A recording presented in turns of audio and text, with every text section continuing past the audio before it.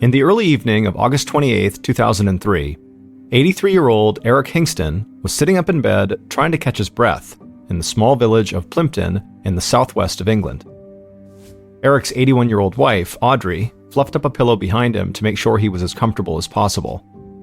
She kissed her husband on the cheek, walked across the small upstairs bedroom, and opened up the window. A cool summer breeze blew in, and Eric instantly seemed to relax. For the past 3 years, Eric had been dealing with a series of health issues. He could only walk short distances with the help of 2 canes, he had heart problems, and he had a catheter. But despite these health issues, his wife, Audrey, had worked hard to give Eric as active a life as possible. And for years, together, they had managed to do just that. But recently, Eric had also begun to suffer from severe asthma, and so he struggled to breathe a lot of the time. He had tried different medicines and treatments, but sitting upright in his bed with the window open seemed to be the only thing that brought him any relief. Audrey turned from the window and looked back at her husband on the bed, and she smiled. She could see his breathing had started to slow down, and he had a calm look on his face now.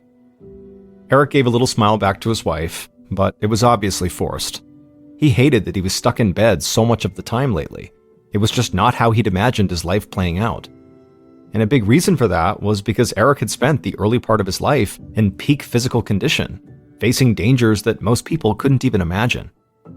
When he was a young man, he joined the Royal Air Force, and he had become a highly decorated World War II pilot who flew covert missions into occupied France. After leaving the military, he no longer risked his life on a regular basis, but he still pushed himself to work hard all the time and to accomplish any goals he set for himself. Eric got married to his first wife, they started a family, and he opened and ran a very successful neighborhood butcher shop that was located below the house where he still lived. And so for decades, Eric had been a highly respected war hero, business owner, and beloved member of the community. But now, he just felt like a burden. Eric's second wife, Audrey, sat down in a chair near the bed and took his hand. The two of them had gotten married later in life, when they were in their 60s, after both of their first spouses had passed away. Audrey knew Eric hated the situation he was in now, but she reminded him that they had shared almost 20 wonderful years together, and she wouldn't trade that for anything. Audrey asked Eric if he needed any more help, but he just said he just wanted to know how the butcher shop was doing. Audrey shook her head and sighed. One of Eric's sons now ran the family business, and he ran it well, but Eric just could never quite let the shop go. Audrey told him she was sure everything was just fine, but she told him she would head down to look into the shop just to check in on things. And so she patted Eric's hand, stood up, walked out of the bedroom, and down a flight of old wooden stairs, and stepped outside of the house.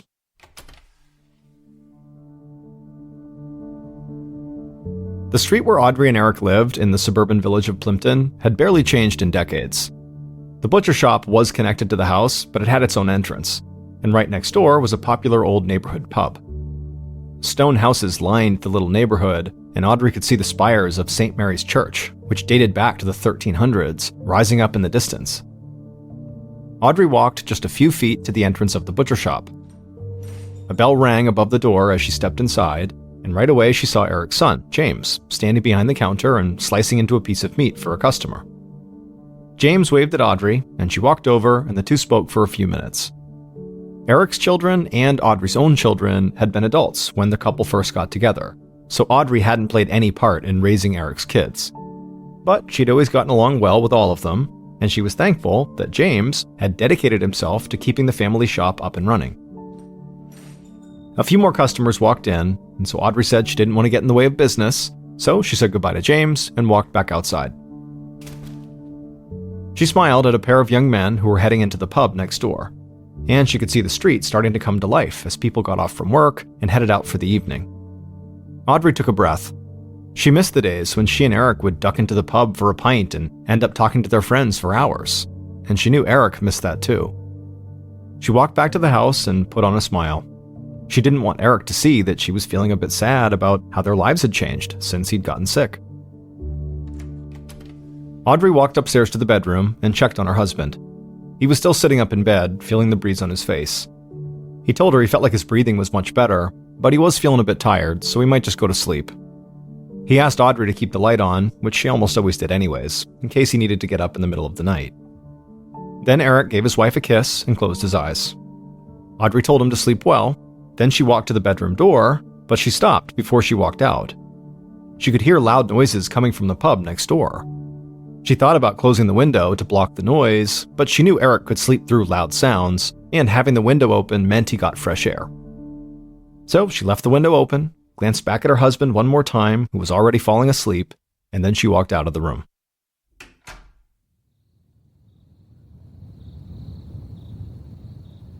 At 3:45 a.m. on the following day, August 29th, so several hours after Eric had gone to sleep, Audrey was back in his bedroom, but this time she just stood there in the doorway, trembling.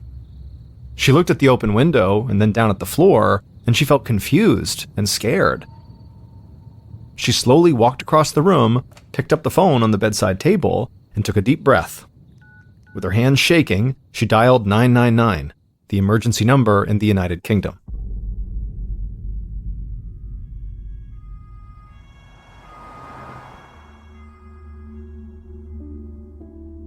Minutes after Audrey's call, police and paramedics sped down the small village street towards Audrey and Eric's house, their sirens waking up people all around the quiet neighborhood. Detective Inspector Tony Carney of the Devon and Cornwall Police parked on the street and followed several paramedics to Audrey and Eric's front door. Carney knocked on the door, and within seconds, Audrey answered. The sight of this small, frail-looking older woman in her bathrobe hit Carney hard. She looked terrified, and when Carney introduced himself to her, he could tell she was confused and struggling to put words together. Carney made sure the paramedics could get inside the house and head upstairs to the bedroom, but Carney stayed at the door with Audrey. Carney's first thought was that this poor woman should not be here while the police searched her house. She should be somewhere else where she felt safe and calm. Carney also knew he was dealing with a crime scene here, and he didn't want Audrey to accidentally touch or move potential evidence. So he asked her if there were any family members she might be able to stay with while the police were inside of her home.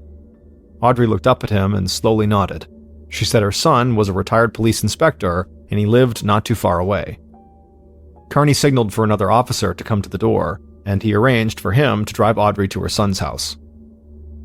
Once Carney felt sure that Audrey would be looked after, he put on his gloves, stepped inside the home, and walked upstairs to the bedroom. And when he got up there, he felt like he'd stumbled into a TV crime drama or something, because on the floor of the bedroom, he saw all the paramedics gathered around Eric Hingston, who had clearly been dead when they got there. And Eric had been brutally stabbed in his collarbone.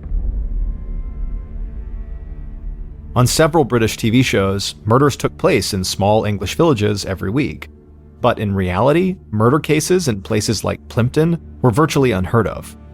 And specifically, the murder of an older man in his 80s like Eric was just really not something that ever happened anywhere near here. Carney glanced around the bedroom. All of the dresser drawers had been pulled open, and clothes covered most of the wooden floor. He looked over at the open window, and on the windowsill, he saw a black plastic bin liner, the British term for trash bag. He walked over to the window, looked in the bag, and saw several pieces of expensive jewelry inside. And something outside the window also caught his eye. Carney leaned out, and in the glow of a single outdoor light, he saw a metal ladder perched against the house just below the bedroom window. Just then, Carney heard someone calling his name. He leaned back inside from the window, turned, and saw a small team of forensics officers entering the bedroom. Carney asked the paramedics to clear out, and he gave the forensics team a few minutes to search the room without getting in their way. And soon, it was pretty clear that all the investigators and first responders believed the same thing. This had to have been a robbery gone bad. Someone must have climbed up the ladder into the bedroom, stolen some jewelry, and then Eric must have woken up, tried to stop them, so they killed him. But if that was the case, Carney wondered why the thief had left the jewelry behind. Did they just panic? Or did Audrey catch them in the act? The thief killed Eric, but maybe they just couldn't bring themselves to kill a woman who probably looked a lot like their grandmother. The forensics team continued their work in the bedroom, and Carney headed back downstairs and outside. Police officers had cordoned off the house with crime scene tape, and the neighbors had come out of their homes and had started to ask questions. Carney had worked cases in a number of other small villages, and he knew that even residents with the best intentions could end up slowing down an investigation. News about crimes in these small towns, especially a violent crime, spread fast and led to wild rumors and speculation and misinformation. And people would start calling the police, claiming they saw dangerous criminals on every street corner and in every pub. Carney walked back to his car and called into the station. He said he wanted a mobile command unit set up near the house, and he wanted officers on site whose sole purpose would be to answer questions from the community and provide as much transparency as possible. After that, Carney walked away from his car and informed the officers outside that they would have help soon. But before Carney could go back into the house, he saw another uniformed officer leading a middle-aged man towards him. The man looked almost as dazed as Audrey had. The man introduced himself as the victim's son, James, and he said he ran the family butcher shop connected to the house. A friend who lived nearby had called him to tell him what was going on, and James said he had spoken to the uniformed officer, so he already knew his dad was dead. Carney eyed James and then looked over at the shop. He wondered if it was too much of a coincidence that James worked at a butcher shop, presumably with knives, and his father was the murder victim who had been stabbed to death. James told Carney he still needed to call the rest of his family to let them know what had happened. Carney said he understood, however, before he left, he wanted to know if anyone who worked at the butcher shop, or anyone who might have worked there in the past, could possibly have had a grudge against his father. James shook his head and said no. He said police could talk to anyone who had ever worked for his dad, or anyone in the neighborhood for that matter, and they would all say they loved Eric, like family. Carney said how sorry he was again, and then told James he would follow up when he needed to, and then Carney walked back inside the house. Up in the bedroom, Carney found the forensics team combing over every inch of the floor and also bagging jewelry and clothing as potential evidence. One of the officers told Carney that they had pulled blood samples from Eric's body, but they hadn't found that much blood on the floors or the walls. They believed the stab wound had been deep enough to puncture Eric's lung and kill him, but it hadn't actually caused a lot of bleeding. The forensics officer said the puncture spot on Eric's body was deeper than it was wide, which most likely meant the blade was very, very sharp. The officer also said that they still had not found the murder weapon or any usable fingerprints in the room or outside of the window, but they would keep on looking. Carney hoped the team would eventually find usable prints, but he thought he might not even need them, because he believed there was a good chance Audrey had interrupted the robbery and gotten a good look at her husband's killer.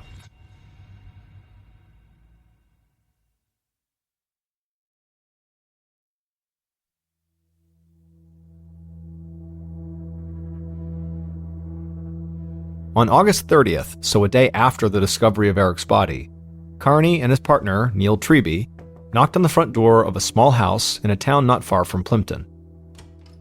A man in his mid-50s answered. He told the investigators that he was Audrey's son, and that yes, he was a retired police detective sergeant.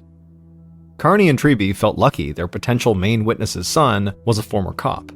He could help them explain what was happening in the investigation to his mother, and also maybe make her feel safer and more comfortable when she was speaking to them. Audrey's son led them into the front room of the house, where Audrey was sitting on the couch.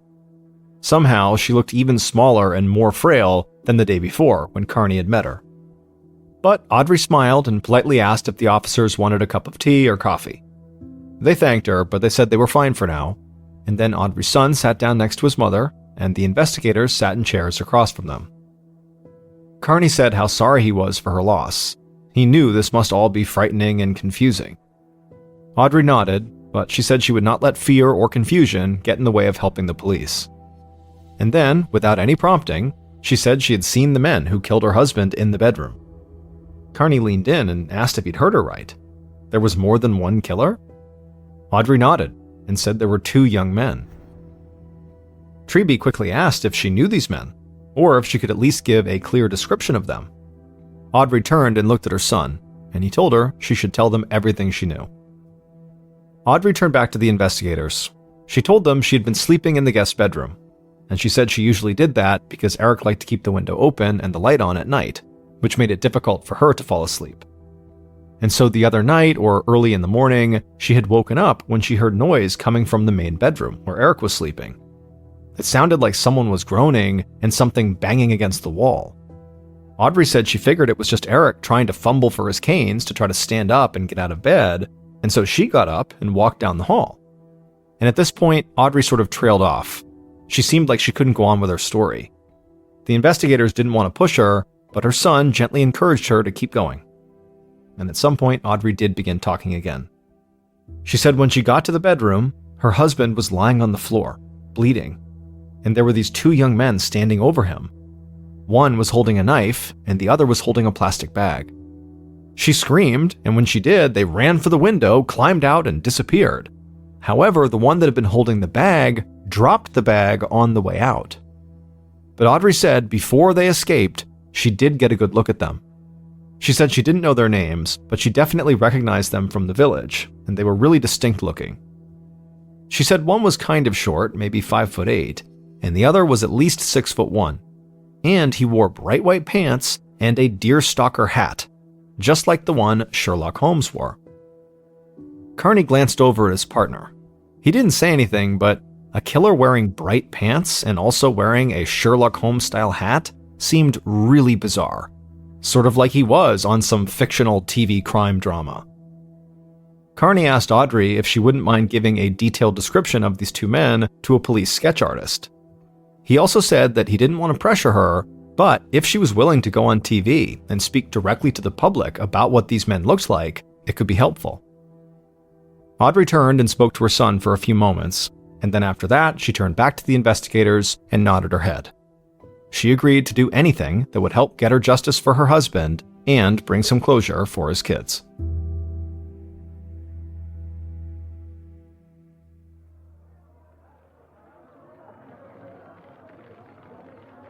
On September 4th, so 5 days after Eric's murder, Inspectors Carney and Treby stood next to Audrey in a large conference room filled with newspaper and television reporters. Police had already started to circulate the drawings of the suspects around town, but Plimpton was just one of several small villages that surrounded the much larger city of Plymouth, so the investigators believed getting the description out on television was key to reaching more people across the entire area. The investigators also believed if people just saw Audrey telling her tragic story, they might be more willing to help. Carney conveyed the basics of the case to the press, and then he introduced Audrey. She stood there for a second in silence, just staring out at the cameras pointed directly at her. She tried to keep her composure, and she spent a minute looking at some notes she had written down. Finally, in a soft voice, she thanked the community for all the love and support they had shown her and her family in the wake of this tragedy, and then she gave a detailed description of the two men she believed killed her husband. Afterward, Audrey stopped and looked down at the piece of paper shaking in her hands. She swallowed and closed her eyes, trying to fight back tears. After a few seconds, she opened her eyes, looked right into one of the cameras, and said very dramatically that there was no need for these men to have done this to Eric. Even if he had tried to fight them off, he was no threat to these two young men. They could have just pushed him aside and left with whatever they wanted.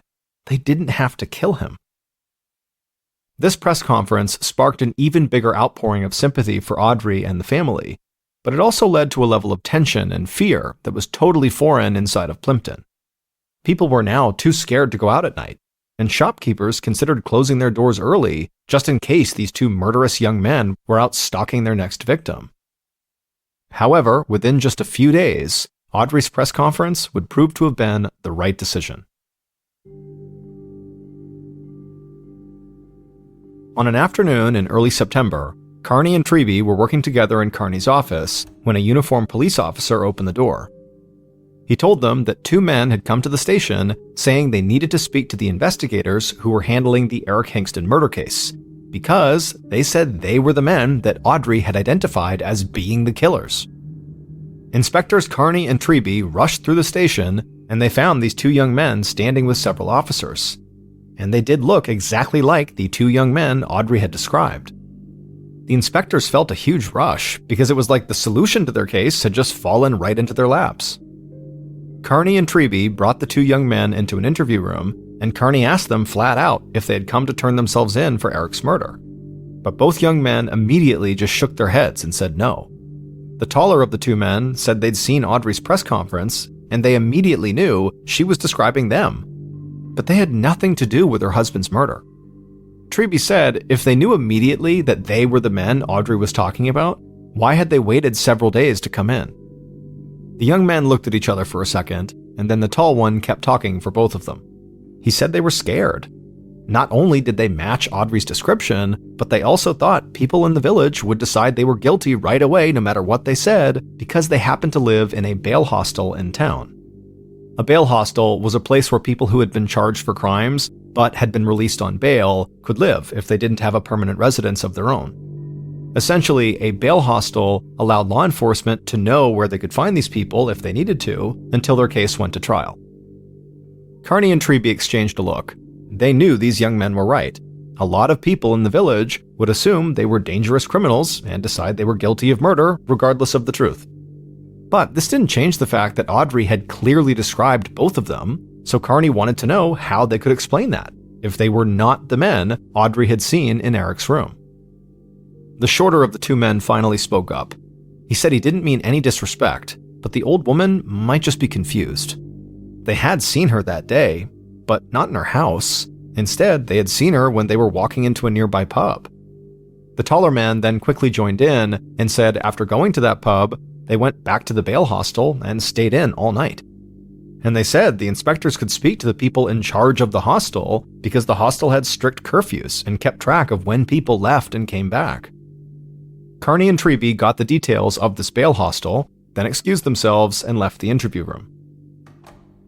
And immediately, Carney called the hostel, and the person who answered was able to confirm that both of those men were at the hostel at the time of Eric's murder.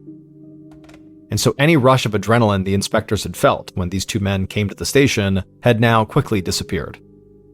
Now, there was a chance that these young men could have snuck out of the hostel and made their way to Eric and Audrey's without anybody noticing, but that was not the most likely scenario, especially considering that these two men had literally sought out the police.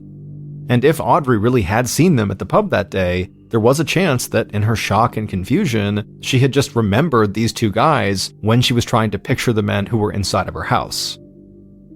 Carney and Treby returned to the interview room. They let the two young men go, but made it clear they would follow up with the bail hostel, so the men should make sure not to leave the village anytime soon.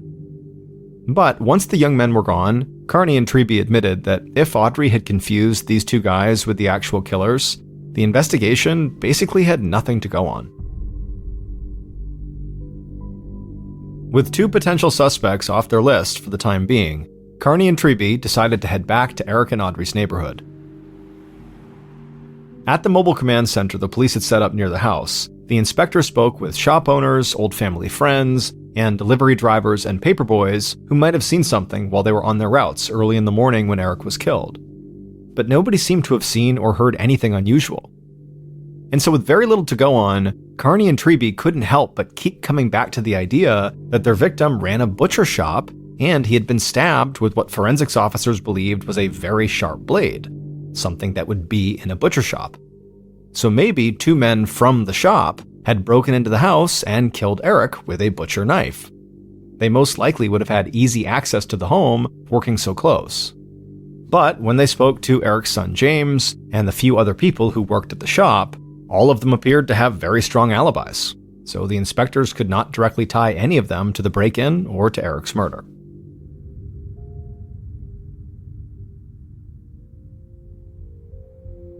On September 11th, 2 weeks after the murder, Carney and Treby started to feel like the case was already slipping away from them.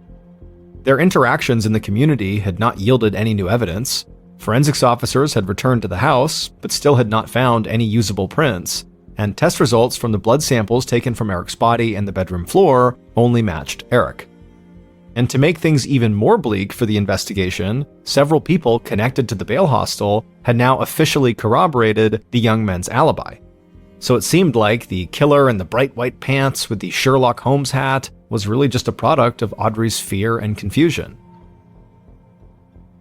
That day, while Carney and Treby continued to look for anything they might have missed in their case files, they suddenly got a call from a police officer in a nearby town.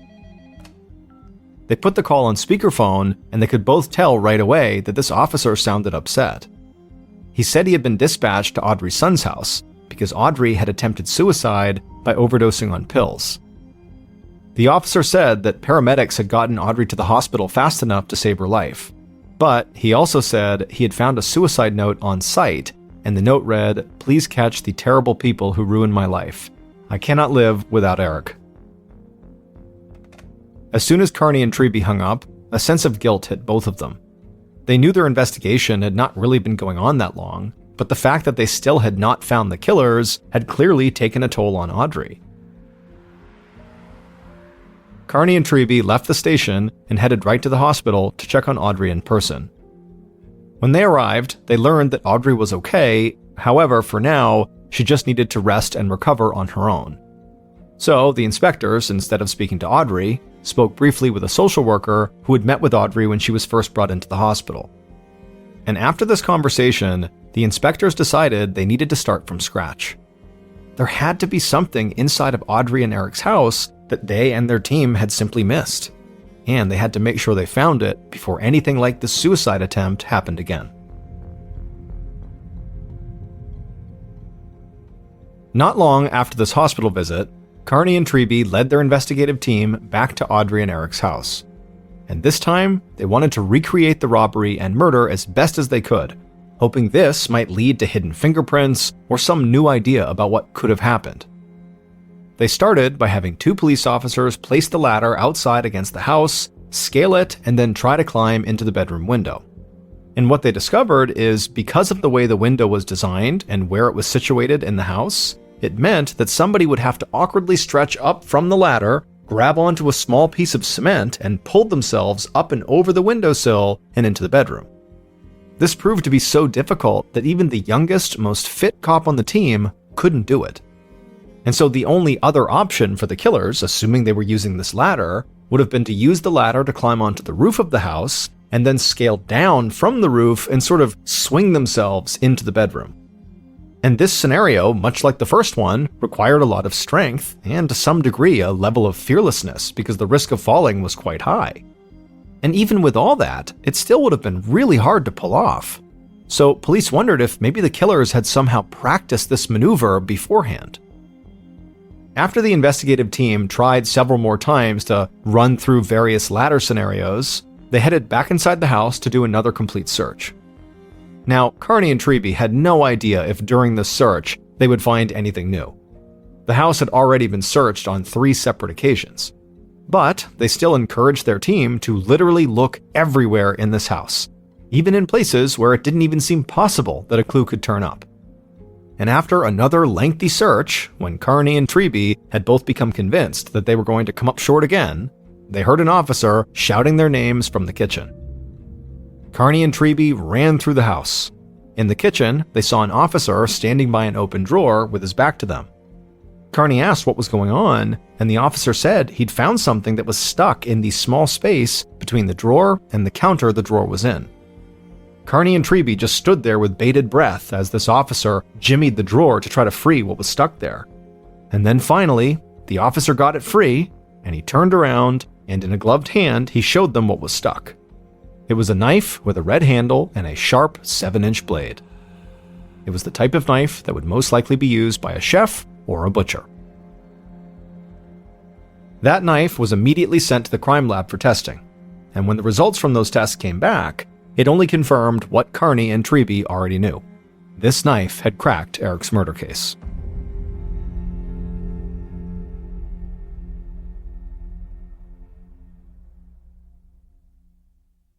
Based on test results from the crime lab, forensic evidence, and interviews conducted during the investigation, the following is a reconstruction of what police believe happened to Eric Hingston.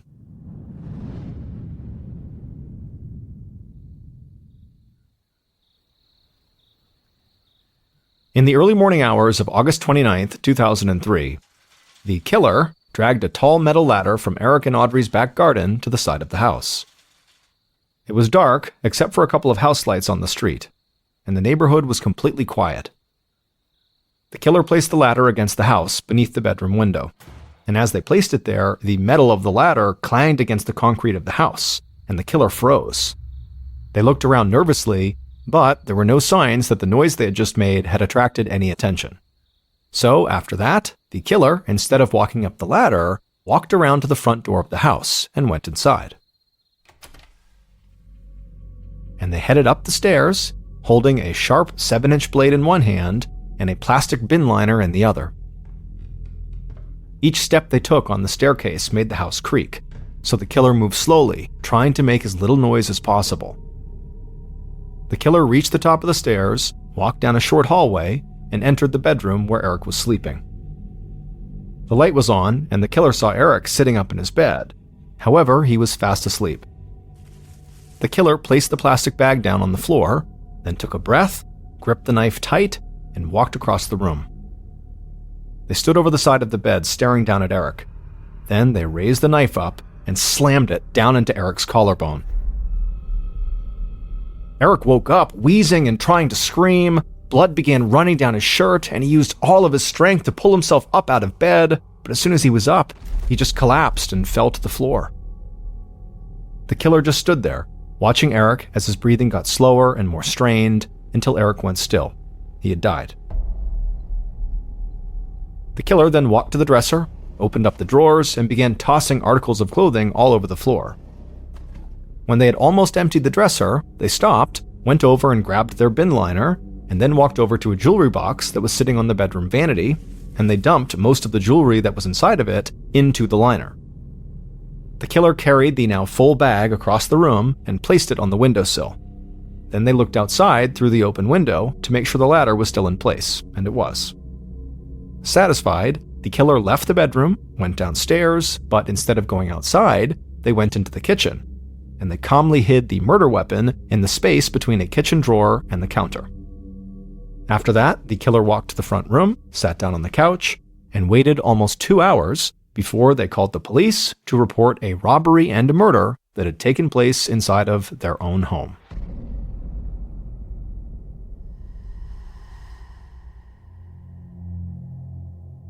"81-year-old Audrey Hingston had murdered her husband."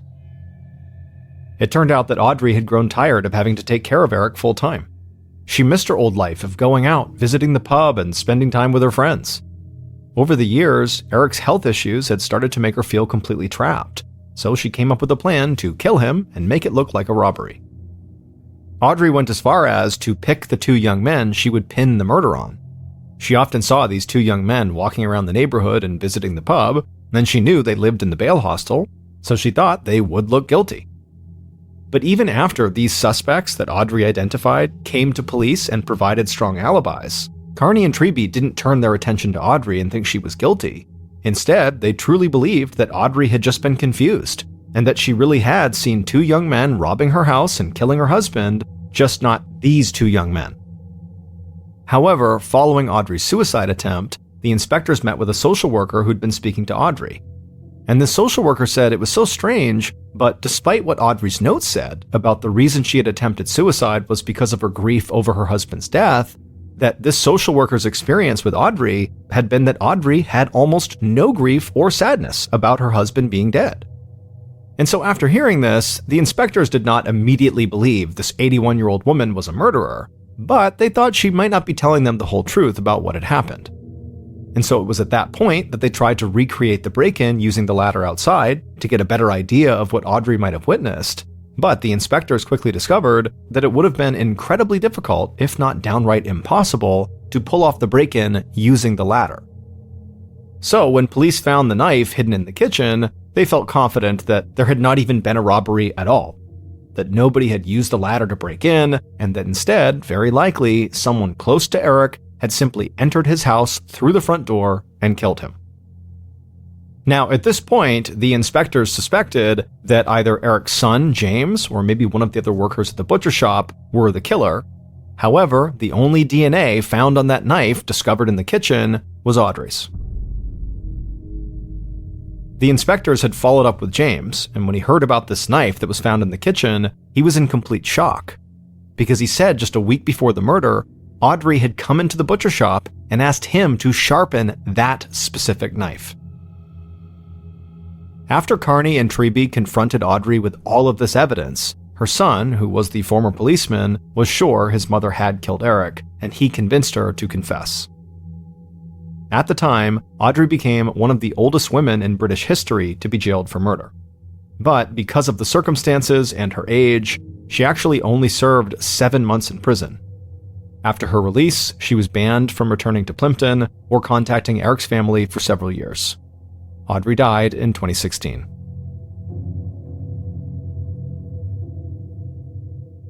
Scattered across the North American continent are many ghost towns, places that used to be vibrant and alive that are now dead and abandoned. In these places, you can find old churches and buildings and schools that are usually in a pretty significant state of decay. The reasons a town might die varies. Sometimes it's because a new railroad or highway is put in that bypasses the town, or the town has just exhausted all of their natural resources, which were the original draw to the town. Mining towns are a good example of that. Other reasons are wars, natural disasters, political wranglings. There's a whole bunch of reasons why towns just suddenly stop existing. But there's one ghost town in North America that has a really unique and very dark reason for why it ultimately was abandoned, and that town is Portlock, Alaska. Portlock, which is also called Port Chatham, is located on the farthest southwestern tip of the Kenai Peninsula. It's easily one of the most beautiful areas in all of Alaska, but it also happens to be very remote. And Portlock specifically, even by Kenai standards, is considered extremely remote. You can only get there by boat or by bush plane. The town was technically founded in 1787 when Captain Nathaniel Portlock of the Royal Navy landed there, but it wasn't really turned into a real settlement until the early 1900s when commercial fishermen built a cannery there. By 1921, the town's fishing economy was doing so well that the US government believed they would be the next major commercial fishing hub, and so they actually established a post office there. Everything seemed to be going great for Portlock until the 1930s when rumors began seeping out along the Kenai Peninsula that there was something wrong with Portlock. Men from this cannery town were going missing at an alarming rate, and the few that were found again were always found dead and mutilated in a nearby lagoon. Initially, the townspeople believed these were bear attacks, but the natives of the Kenai Peninsula that found out about what was happening in Portlock, they stopped by and they said, those are not bear attacks. Those are almost certainly attacks by a creature we call the Nantina, which means half man, half beast. And they are tall, two-legged, hairy creatures that live in the forest right near you.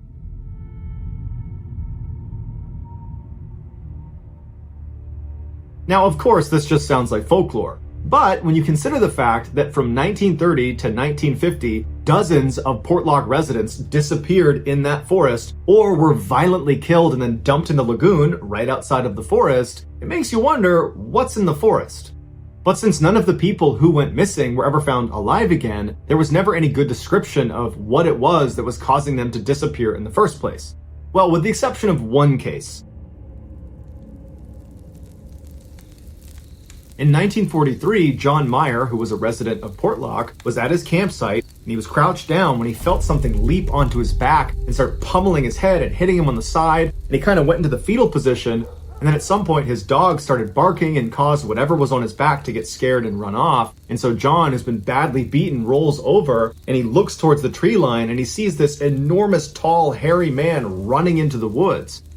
And so John gets up and he stumbles his way into town to try to get help, and he's able to tell someone what happened to him before he ultimately succumbs to his injuries and dies.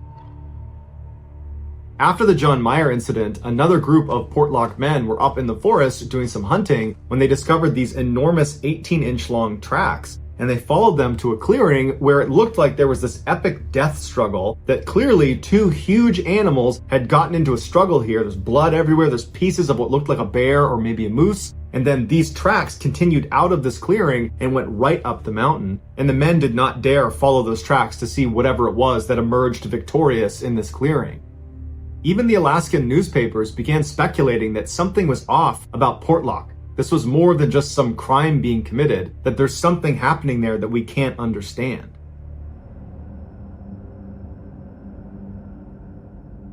And so by 1949, when people were still going missing mysteriously in the forest, and then other people were turning up dead and mutilated in the lagoon, the townspeople said, enough. This is an unsafe place to live. We don't know what's causing this, but we have to leave. And then practically overnight, the town evacuated, leaving behind most of their possessions. The only person that stayed a little bit longer was the postmaster, because he had to wait for the post office to be shut down. And he said it was horrifying that he would see things walking in the trees and he would hear these horrible sounds, and so he was eager to get out of there. And so in early 1950, he was allowed to go, and then that was it. The population of Portlock went down to 0. After they left, none of the people from Portlock or any of their family members ever went back to Portlock. So the only people that have really ever gone back to Portlock are people that unfortunately wound up there, like in the 1970s when some fishermen got caught in a storm, and so they sought refuge in Portlock. But after setting up their camp, they saw something huge walk past them in the tree line, and it apparently was so terrifying that they literally packed up their camp, went back in their boat, and then went back out into the storm to avoid whatever it was they saw. Besides the fishermen, the only people that have gone to Portlock are people that want to come face to face with whatever it is that drove the people out of that town. But to put in perspective how few people do that, there's almost no modern photographs or videos of Portlock. But there is one very eerie modern photograph of this building that's right in the heart of Portlock. It's one of the very few buildings that didn't collapse, and it's located right next to the forest where many of the men who went missing were last seen. And it's also not far from the lagoon where many of the dead men and dead people that were taken were found. And even if you don't believe there's some Nantina running around the forests of Portlock, you have to understand that something was killing and taking these people, and to date, we still have no idea what it was.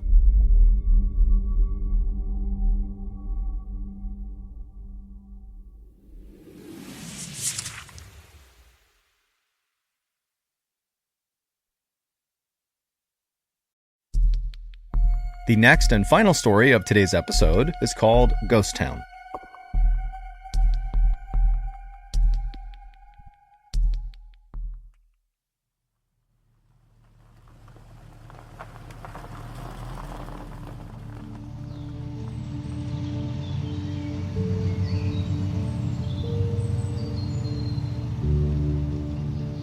It was a bright summer day in 1906, and Dr. William C. Clark and his wife Harriet were driving slowly through a beautiful part of northwestern Connecticut called Litchfield County.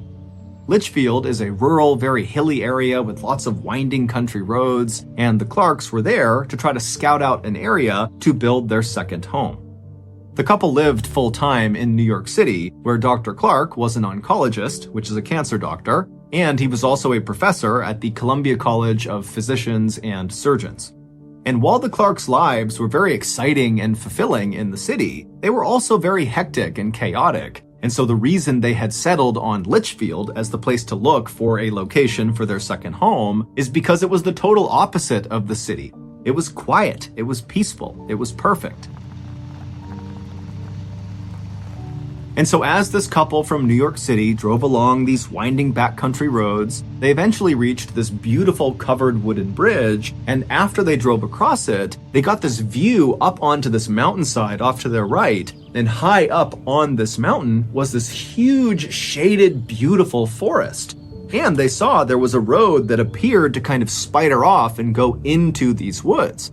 Now, the couple had no idea what was up there, but it was just so beautiful, and they were immediately so drawn to it that they decided they would go check it out and see if maybe there was a spot for their second home in these woods.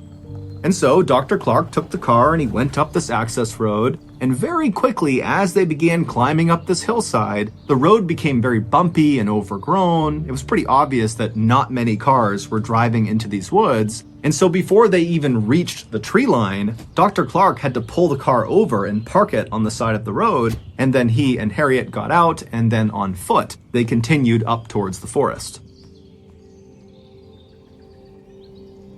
And once the couple actually entered the forest, immediately the sunlight faded because the canopy over their heads was so thick, and the air became cool and refreshing.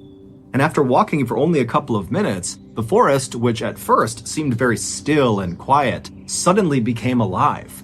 They could hear birds chirping and animals running around and insects buzzing, and then up ahead they saw there was this field off to the side of the road that was full of all these wild apple trees growing in all different directions. And as they got closer, they saw there was just a deer right in the middle of the apple trees eating apples directly off the branches. And then, just past all these apple trees, the couple began passing these huge, beautiful patches of roses and lilacs and bright yellow bitter tansy flowers that lined the road. And then before long, the couple was stepping over these babbling brooks, and off in the distance, they could hear the sound of running water like fresh spring water coming down off the mountain. And then, as the sun began to poke through the canopy above them, it almost looked like the forest was sparkling, literally. This forest was sitting on a hillside, and the hillside, which was made up of rock, had mica inside of it. And mica is a kind of mineral that when sunlight hits it, it almost looks like it's shimmering. And of course, there were the owls. As Dr. Clark and his wife walked farther and farther into this beautiful forest, they heard more and more owls hooting off in the distance. And to the Clarks, this made the forest feel enchanted. It was like the owls were personally greeting them. By the time the couple had turned around and begun heading back to their car, they had already made up their mind that they were going to build their second home in that forest.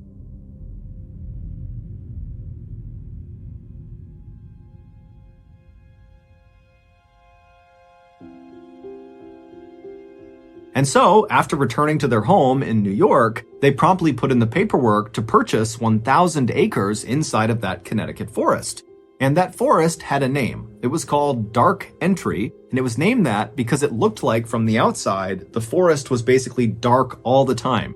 There was shade cast on it from mountains nearby, and then also the canopy inside of Dark Entry is exceptionally thick. At one time, there actually had been a town inside of Dark Entry Forest. However, all the people who had lived in that town were now all gone. The only remnants of this town were a couple of crumbling stone walls and a couple of home foundations that were scattered about the Dark Entry forest floor. The Clarks had seen some of these ruins as they walked along this overgrown path through the forest, but they weren't concerned. Instead, they felt like these ruins actually added some charm to the forest. After the land purchase was finalized, Dr. Clark began looking for local builders in Connecticut who could help him build this second home inside of Dark Entry Forest. But no matter how much money he offered these local Connecticut builders, they all said no. Now, none of them gave a straight answer to Dr. Clark about why they were turning him down, so Dr. Clark just kind of assumed that, hey, this project is not huge, it's just one house, and the forest is pretty isolated and hard to get to, and so he thought, probably these builders think it's not worth the effort. But Dr. Clark was not discouraged. He decided he would just build the house himself. After all, he was a very handy, competent guy who had grown up on a farm in New Jersey, and so he knew how to build things. And so, for the next several months, Dr. Clark would travel from New York City to Dark Entry Forest every weekend, and he would build this home. First, he cut down this massive swath of hemlock trees on this one flat patch of his land, and then with all this lumber he had cut down, he built his rustic 2-story cabin on this flat part of his land. And then nearby on this hilltop, there was a freshwater spring at the top, and so he laid piping from the spring into his cabin so they could have fresh water. And then at the bottom of this nearby hill was this brook, and Dr. Clark loved just standing and watching this brook because inside of it were all these trout that would dart all around. And so Dr. Clark built a swimming pool with beautiful mossy embankments right up against this brook so he could sit there and watch the fish. By Thanksgiving of that year, the cabin was done, and so Dr. Clark and his wife Harriet, they stayed at the cabin to celebrate the holiday. And as they were sitting in their swimming pool watching the trout and listening to the owls hoot off in the distance, they both agreed that this second home was like their little piece of heaven. So, every summer from there on out, and every major holiday that they could manage it, the Clarks would travel to their home in Dark Entry Forest, and they would swim and hike and relax, and they'd watch the leaves on the mountainside turn from green to bright yellows and oranges and reds. It was perfect. That is, until 1918. That summer, the couple was in their second home in the forest when Dr. Clark was suddenly called back to New York to attend to a medical emergency. Harriet was very upset at the prospect of suddenly being left alone in this cabin in the middle of the forest by herself for who knows how many days. And so when she dropped her husband off at the nearby train platform, she made him promise that he would come back soon, and he said he would. And then Dr. Clark got on the train, it took off, and Harriet just stood there with her arms crossed, watching it as it chugged along off into the distance. From his comfortable seat on that train, Dr. Clark had no idea that his wife was about to endure a nightmare while he was gone. When the Clarks bought their 1,000 acres in the Dark Entry Forest, they did virtually no research on the forest or the surrounding area. If they had, they very likely would not have purchased that land. You see, the town that used to be inside of the Dark Entry Forest, that was now just ruins that the Clarks saw when they first walked around inside of the forest, was abandoned for a very specific reason. It was cursed. At least that's what the locals say. And in fact, that was the reason why no builders in the area were willing to go with Dr. Clark into the forest to go build his house, because they were too scared to go anywhere near the ruins of this cursed town. This town, which was known as Dudleytown, was first settled sometime in the 1740s. At first, it was just a couple of people and a couple of small structures, but pretty quickly, 30 families had moved in and it was a thriving little town. But as the 1700s came to a close, terrible things began to happen to residents of this town. First, there was the Carter family. They moved to Dudleytown in 1759, and shortly after arriving there, 6 members of their family all died suddenly from cholera. The remaining branch of the Carter family was so grief-stricken from their losses that they left Dudleytown and went to New York, where they resettled. But almost immediately after getting set up there, Native Americans raided their property and massacred them, and the 3 people that survived this massacre were 3 of the kids, and they were all kidnapped and taken away. In 1792, a Dudley resident named Hollister died suddenly. Now, we don't know if he fell off a roof or if he was murdered, no one really knows, but what we can agree on is that his untimely death happened in the home of a man named Tanner. And Tanner, following Hollister's death, suddenly just began obsessively talking about these strange creatures he was seeing out in the woods at night, kind of roaming around the Dark Entry Forest. And he talked about it all the time and nobody listened to him, and eventually Tanner went insane and his daughter had to care for him for the rest of his life. And while Tanner was slowly losing his mind, his next-door neighbor, named Abel, also began reporting that he was seeing weird creatures roaming around the tree line all around the town. And as Abel continued to report seeing these strange creatures lurking in the shadows, he too slowly went mad and had to be cared for until his death. In the early 1800s, a famous Revolutionary War hero, General Herman Swift, who lived in Dudleytown, lost his mind shortly after his wife was struck by lightning. And then, in 1813, an unknown epidemic rolled through Dudleytown and killed many of its residents. After that, more and more residents of Dudleytown either died suddenly or died mysteriously, and also, more and more residents began coming forward with stories about having seen these strange, shadowy creatures moving around the tree line at night. By about 1900, all the Dudleytown residents had either died or simply just left, abandoning their homes, except for one family, the Brophies. But in quick succession, the Brophy family's sheep all died, then the mother died of tuberculosis, then the 2 sons were accused of theft in a nearby town, and then they just disappeared, leaving one person, John Brophy, the father. But the Brophy family home burned to the ground, and so John, who was overcome with grief, just wandered off into the forest and was never heard from again. At that point, Dudleytown officially became a ghost town. No one lived there.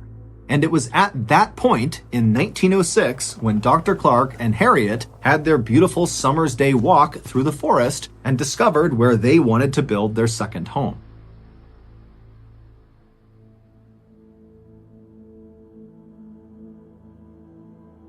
So, fast forward back to 1918, and Dr. Clark, he's on his medical emergency leave to New York. It winds up being very quick. He's back on a train within 36 hours, and he pulls into the station right near Dark Entry Forest, and he's expecting to see Harriet waiting on the platform for him. But when the train rolled into the station, she wasn't there. Now, Dr. Clark was not a superstitious person, but for some reason, when he didn't see his wife there, he just felt like something was off. There's no reason she wouldn't have come out here to greet him. I mean, she was worried about being all alone in the cabin, and she knew he was going to be arriving at that moment. And so, feeling a little bit panicked, Dr. Clark left the train station and on foot made his way over to the Dark Entry Forest. And when he got there and began walking on that overgrown road path that led to his house, immediately as soon as he was within the shade of the trees, he began hearing these owls hooting very loudly off in the distance. Now, normally, the sound of these owls hooting made him feel welcome, but this time he felt scared. He felt like something was wrong up ahead. And so he began jogging through the forest, and it's very dark, and all he can hear is the sound of these owls, and it's getting louder and louder and louder. And then finally he reaches the clearing where his property is. And at this point, it's a cacophony of owls hooting practically right on top of him, and he looks up towards his house up on this hill, and he sees the front door is slightly open.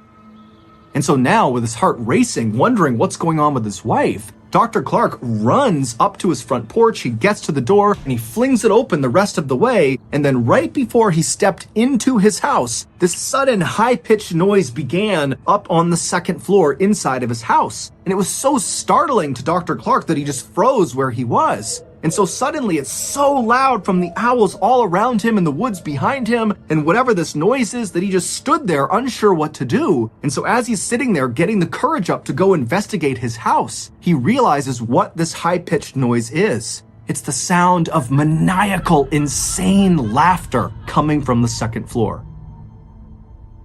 Sensing his wife had to be in danger, the doctor charged up the nearby steps up to the second floor, and he could tell this laughter, this high-pitched laughter, was coming from the master bedroom. And so he ran down the short hallway, he got in front of the closed door that led into the master bedroom, he slowly opened it up, and there, in the back corner of his room, was his wife. She was on the ground, rolled up in a ball, facing the door. Her hands were clenched in fists, her eyes were open and unblinking, and her mouth was open wider than was humanly possible.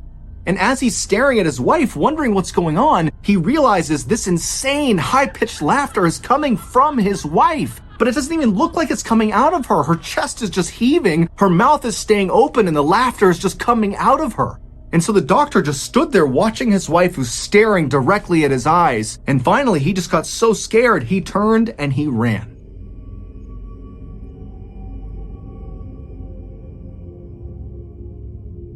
During Dr. Clark's 36 hours he was away in New York, something happened to his wife. We don't know what it was, but it caused her to lose her mind. The only thing she would talk about was the strange creatures she saw out in the forest.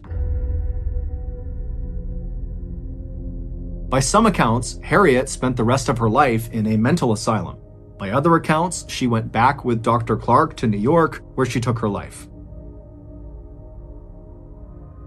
Today, Dudleytown is not only still abandoned, but it is also illegal to visit. However, people do still sneak into Dudleytown and walk around the ruins, and many of them have reported feeling these pockets of cold air where there shouldn't be cold air, and also some others have said, as they've been walking, they've felt phantom hands slap them and push them. Some have said they've taken photographs inside of the Dark Entry Forest near Dudleytown, and they've captured strange, shadowy figures that they couldn't see with their naked eye.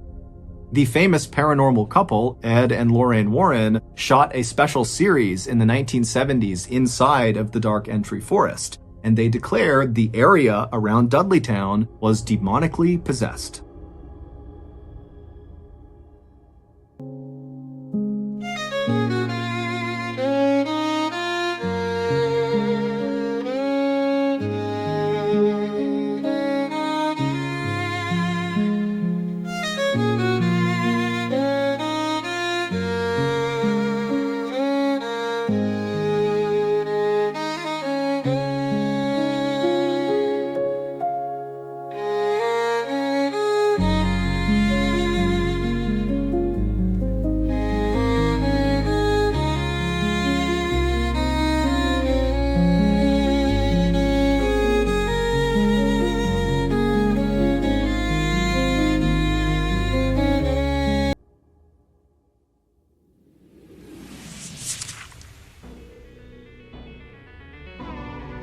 Thank you for listening to the Mr. Ballin podcast. If you enjoyed today's stories and you're looking for more bone-chilling content, be sure to check out all of our studio's podcasts, not just this one, but also Mr. Ballen's Medical Mysteries, Bedtime Stories, Wartime Stories, and Runful.